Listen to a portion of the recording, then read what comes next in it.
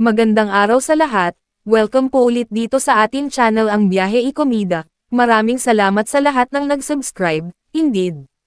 Punta tayo sa ating topic, March 10, 2025. Exclusive, Andrea Brillantes confirms dating non-showbiz guy.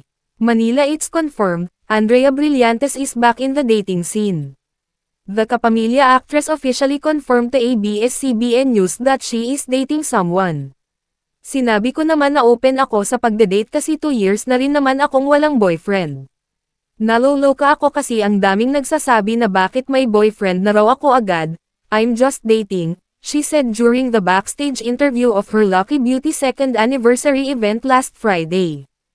I am dating someone right now, she admitted. Brillantes is dating Filipino-Jordanian former basketball player Sam Fernandez, who used to play basketball in high school in San Beda University. He's a private person. Non-showbiz siya, MJ, pero siya yung nagbigay sa'yo ng bulaklak na madami. Yes, he's also not a basketball player. He used to play, she said.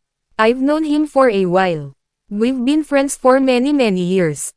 There have been many sightings of the two. One of which was during Valentine's Week where Brillantes was spotted with Fernandez, holding a bouquet of pink roses.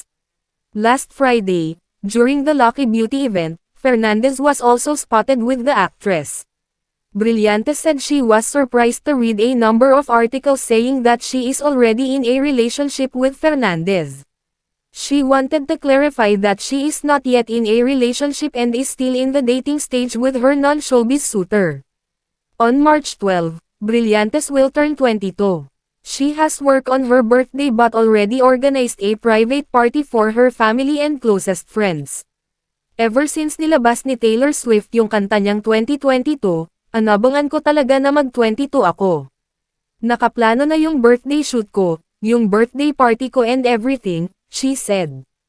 The past 2 years have been a tumultuous period for Brillantes, who had been dragged in controversies left and right. But she has learned how to deal with those challenges and realized that, kahit naman ano pang ibato, it's really up to you as person kung paano mo dadalhin din. Now, ang daming magandang nangyayari ang I'm really thankful for it. Life talaga is a roller coaster, one day nandoon ako ngayon, next time ganito. But it's still life. I'm still grateful for everything. Up pa yan o down pa yan, she said. As for her birthday wish, Brillantes said, hindi mawala yung relationship and faith ko with Lord. And mas strengthen lang yung relationship ko sa kanya. Kasi sa kanya lang din nanggaling yung peace and happiness ko.